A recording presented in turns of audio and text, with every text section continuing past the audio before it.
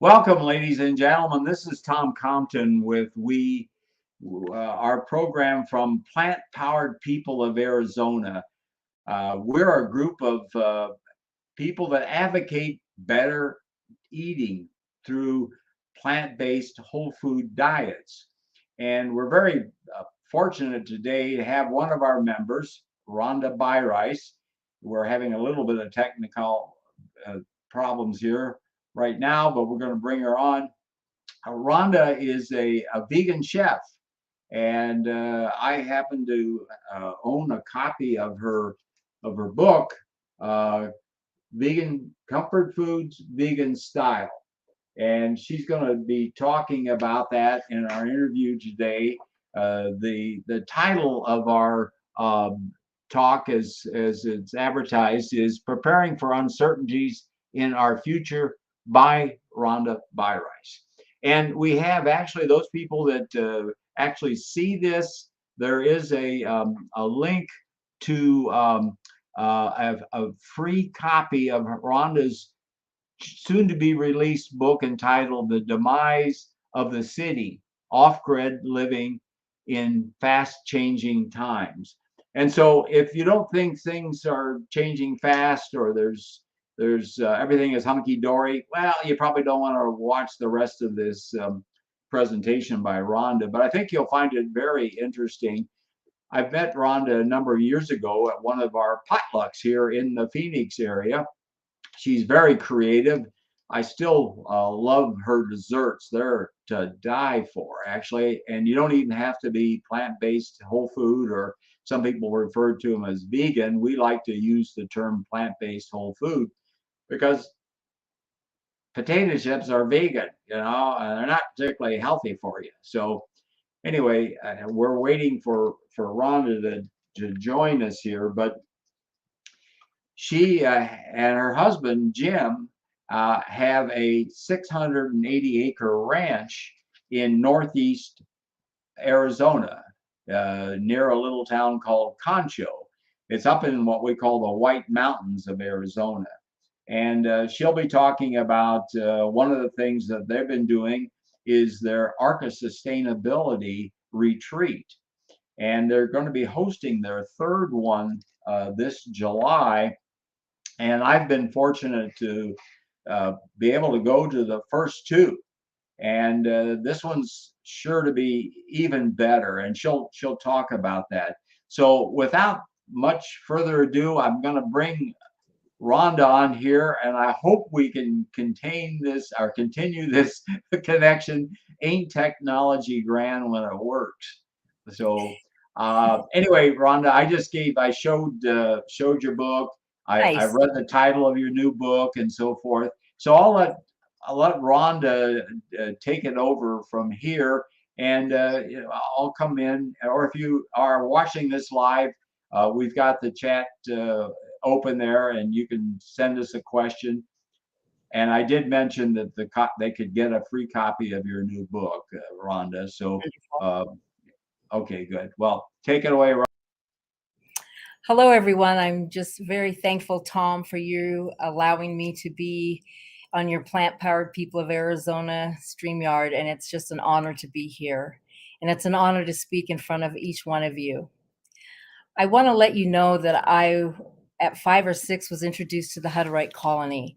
This was a community that was closed. It was an Anabaptist community in the province of Alberta and in Manitoba. My father was a large animal veterinarian, and what he had accomplished in his life was the ability to be an amazing scientist. And then he created a lot of food that was prepared for the table that was high end. He was a large animal veterinarian, and that's how we actually got into the Hutterite community. We basically had spent our time there, and the things that really impacted me was we got to play with their children and go and sleep in their feathered beds, and we ate with their community.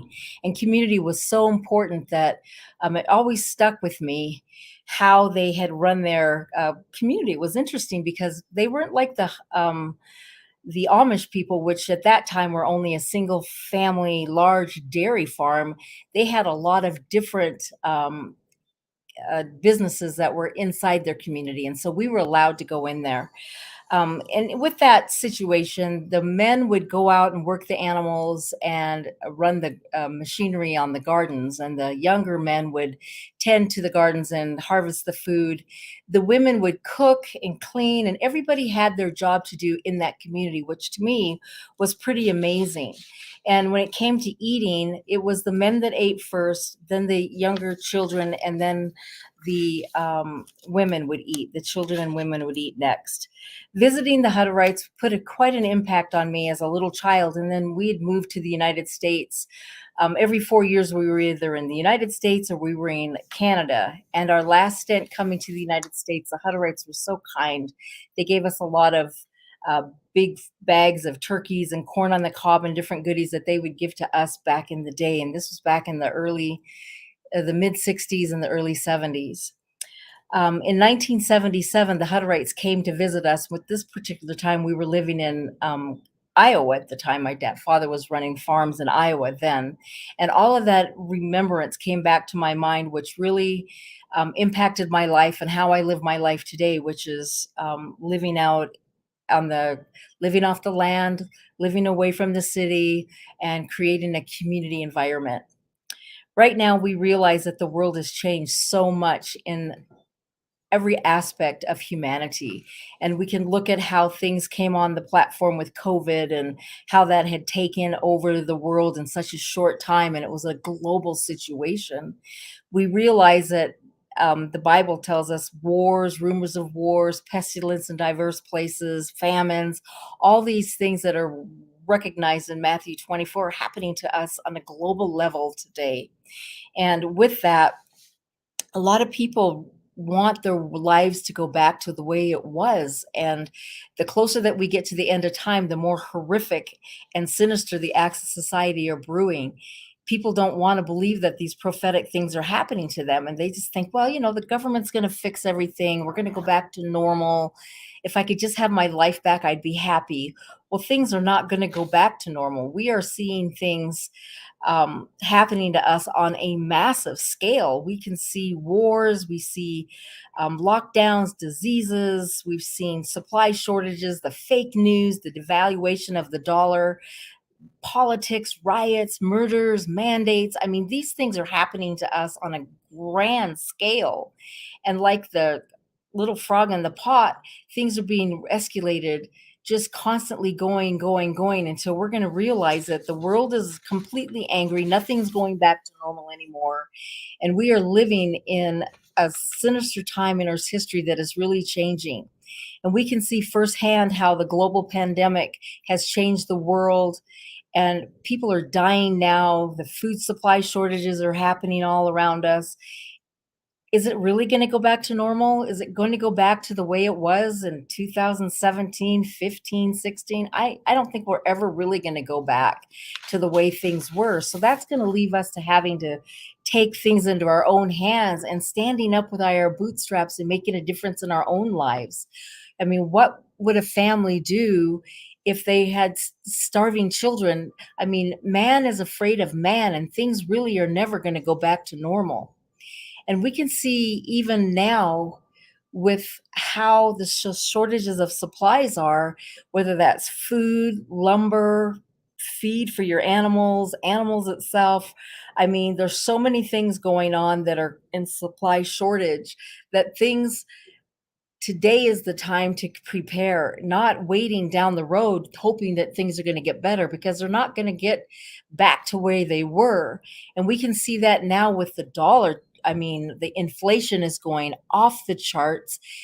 People's dollars are, I mean, they're printing it crazily. Supply chains are raising their prices, they're printing money, things are out of whack. Well, the dollar is going to completely crumble. And when that happens, it's going to be too late to get your supplies and the things that you need in order to make a difference in where you live in your community, or how you're going to get out of the city, or whatever it is. Today's the day to start making those plans and getting things in order. We can see that the central bank digital currency is coming in full-fledged in a lot of different cities. 10 countries right now and territories are already implementing it. and that is Jamaica, Antigua, Barbuda, St. Lucia, Dominica, St. Kitts, and Nevis, and then Nigeria, which is the largest country of economy in Africa, is also implementing it. And whether you know it or not, the United States is really pushing the envelope. In April 1st is when some of the businesses have put into play the central bank digital currency to accept it. I'm talking businesses. And also in July, the CBDCs will be going full-fledged along with the dollar. And you can find that truth right there on the Fed website. Things are escalating quite quickly. And they say by 2025, the central bank digital currency will be taking over everywhere. And so the plan is 2025. There's so much going on. It's not just a rumble of if and when. That train has already left the track and things are already in full-fledged and full play.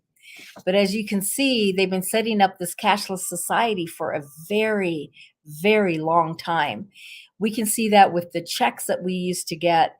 You know, we could write a check back that when checkbooks were really in full swing. I remember using my first checkbook in the mid 70s. You know, the checkbooks have been coming and going on the platform for a long time, and they're still available today. But as the cashless society now, we see the debit cards are replacing the checkbooks, and we've got credit cards that are, you know, implementing everything going on where you have your money on loan, and the debit cards where it's taking it right out of your account as if it was a check. We can see the smartwatch pay that now is also digital. We've got Zelle, PayPal, Venmo. E-commerce purchasing is also all cashless. All these things are cashless, and there's other platforms. It's just astounding how it's been creeping up for a very long time, and now it's in full force. And people, they don't want change. I mean, the other generations that are below me, they don't want change in dollar bills. They just want to take their watch and bam, there's our stuff, or, you know, just make it as simple as possible. Well, that is pushing in the forefront central bank digital currency, and it's going to make a change worldwide. It's going to be a global switch and change like no other. And when that happens, it's going to be imperative before it happens that you get your things in play today, because once they start taking the ability to turn on and turn off your ability to have your money, and how they tell you what you can and cannot purchase, you need to get everything that you think and need for your family today in place today. Whether that's extra food, extra toilet paper, extra feed for your animals. It could be just getting extra shoes and maybe getting your teeth done or your eyes fixed or whatever. We need to get everything set in play before their play sets the stage to where they dictate what you can and can't have. I'm a Canadian citizen living in America, and the Canadians have to wait forever to get any surgeries or things like that. We're here in America, we just get our stuff, we just make our appointments and off we go. Well, that's going to change when central bank digital currency comes into play. There's going to be, just like it is in Canada, waiting to figure out when it is that they're going to allow you to do the things that you need to do. So my recommendation to you is to go ahead, and if you need to have your teeth done, get them done. If you need to have the surgery done in your eyes, get it done. If you need to get your glasses, get extra sets of glasses. Get your preps in order now. People just think, oh, it's just food and food storage. There's a lot of things that we take for granted that we can get today that maybe down the road, those businesses will be out of business and you won't be able to get what you need to get today. So this agenda is going on very fast. It's in full fledged, and it's going to continue until they get to where they need to go. People's fears are rising, different things are happening. And I think when they did the toilet paper shortage. And I thank God it was toilet paper instead of pasta or canned goods where they could, because people were fighting over toilet paper, throwing it at each other. I mean, if it was canned goods or pastas or glass items or whatever, we certainly would see cleanup on aisle 7. It wouldn't be like everyday toilet paper where people were just pounding each other with that or taking it away from each other. I mean, at least when they did their little experiment, it was on something that was soft, because Charmin is soft. But we can see that as they're starting to monitor how people will react and what's going on in the reaction, because every action, there is a reaction, whether it's good or bad, we can see that the sinister plans have been in play for a long time, and they're escalating and escalating to where we can see the World Economic Forum and the Jesuit order are the few individuals playing puppeteer with the rest of society. It's creating a division, not only what we can see in the political lines, and I can talk politics just a little bit. I don't want to get into who said, she said, or whatever, but we can see what's right is wrong and what's wrong is right. That is a marker for being in the end of time. And even on the political stage right now, we're seeing all these horrific things going on. Not only is their agenda to cause division with the people, and it's causing division, and people are afraid of people, but they're also creating different ways to monitor the people. And we can see that with the talk of the 15-minute cities and the smart cities. Right now, you can look at, even in your own home, you have smart devices. The device of the computer is a smart device. I can see out, they can see in. Same with your smart TV. They can monitor through your smart TV. People always want to have the smart doorbell at their door, monitoring who's going in and out of your house. I mean, they've set up the stage for the smart TV in order to monitor what's going on in your home and who you are and what your likes and dislikes are and what your family is all about. That monitoring has been going on for a long time. Now they're talking about the 15-minute cities where everything will be at your fingertips in the 15-minute cities. This also is part of the agenda. So when you marry the two together with total surveillance and having everything that they say that you need in a 15-minute walk or radius, then they have you where they need you. And these situations will completely put you into their agenda of what you can and can't do, where you can and can't go, how you can and can't buy. These things are all on the agenda of the New World Order. And so for me, I think right now you need to get to know your neighbors. You need to love your neighbors and have time with your community for those that live in the city, because community is going to be everything to you. I lived in a community that was incredible when I lived in the city, and I lived in that community from 2005 until 2018 when I left that community. But in that community, we knew each other. We made a point to say good morning to each other. We would walk our animals around with each other. We did everything that we could possibly do to have community, to where we knew one another. We watched out for each other. We had an email list. If there was something wonky going on in our community, we all knew it. We all watched out for it.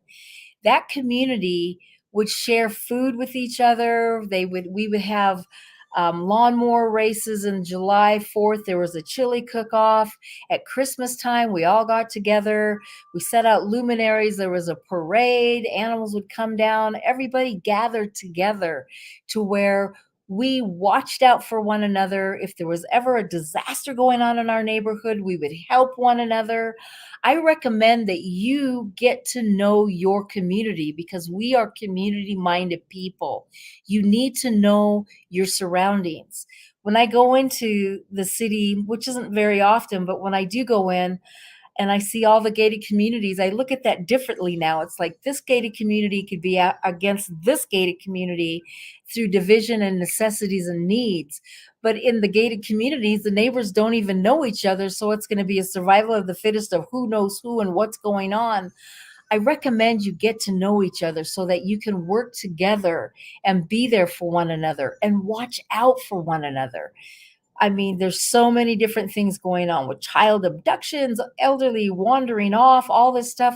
It'd be nice for your community that you live in and that you get to know and love, and that community that you can stand up and be there for each other, because it's really important how you live and who you live with. And I would even recommend, having a potluck, inviting your neighbors over, getting to know them so that you can start a community where you're at. Maybe do a community garden and everybody bring seeds and work together. I mean, sure, it's great to have a lawn in your front yard, but wouldn't it be nice to have some food and flowers where the bees come in? The community can share food back and forth, understanding how to network with each other and love one another. We're community minded people and we need each other. It's important that you, as an individual, step up and step out so that you can be that person that is helping one another. Whether you know it or not, in 1994, they took home economics and auto mechanics and shop class, all of those skill based classes out of school. So what they did is they wanted everybody to be more pushed into having your scholastics pushing towards being in debt and being in college and then being in debt for a long time. So a lot of the skills that the elderly know might be skills that would be really necessary in your community to learn and understand.